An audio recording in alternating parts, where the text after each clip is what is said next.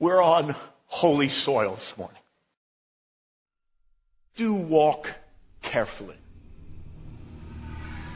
Do not approach this scene casually.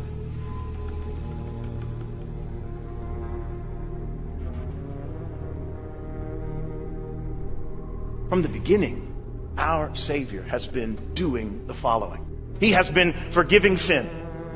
He has been healing the sick. He has been casting out demons. He has been raising the dead. He has been walking on water. He has been calming storms. He has been feeding thousands with a few loaves and fish. He was briefly transfigured. He amazed all with his teaching. He was boldly confronting the religious authorities. He has been compassionate. He has been authoritative. And he has been fearless. But the Garden of Gethsemane is different.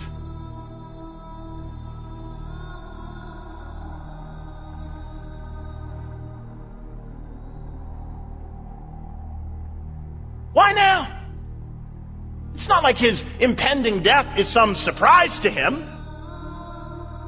And then, suddenly, abruptly, in the Garden of Gethsemane, he is deeply distressed and troubled. He is overwhelmed to sorrow so great that it is no exaggeration for him to say he is close to death.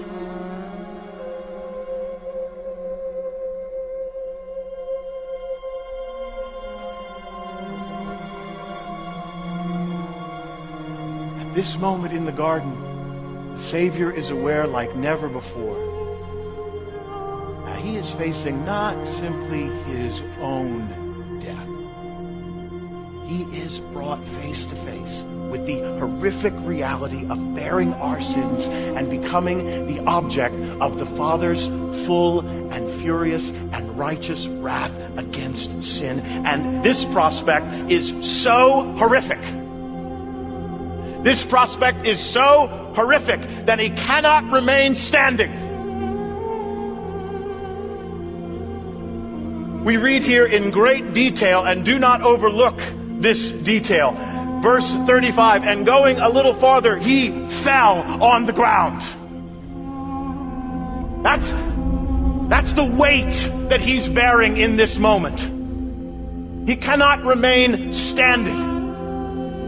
He cannot physically stand any longer. He is deeply distressed. He is greatly troubled. He is experiencing a shuddering terror. It is so overwhelming, he is close to death. He falls to the ground under that burden of our sin and God's wrath.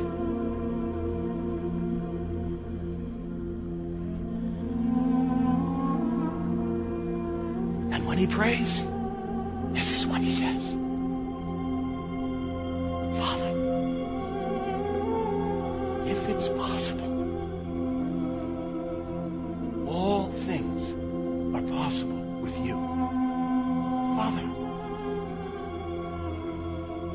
could you please remove this cup from me? He looks into the cup and he anticipates the ultimate agony of Calvary. He momentarily appeals that if there is an alternative, if there is a way to avoid this cup, if there is a way to avoid this horror, he appeals that God the Father would provide that alternative. Don't doubt for a moment that if there was an alternative, God the Father would have intervened in that moment and provided it.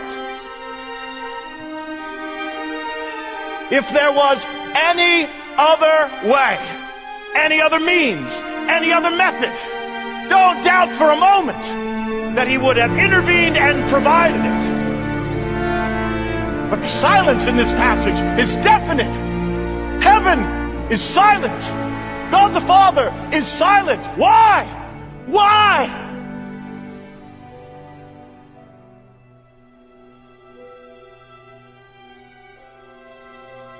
There is only one way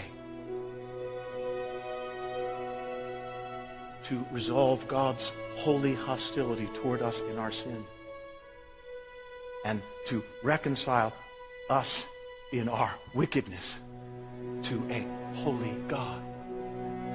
There is no alternative.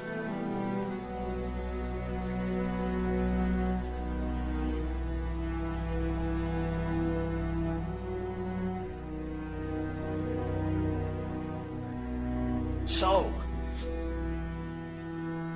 when I'm asked by anybody, who really killed Jesus? You know what I'm going to say? I'm going to say, I did.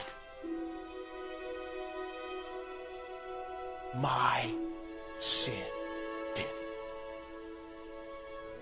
That's who killed him. It's your sin that killed him. It's our sin that necessitated this. This is what our sin required.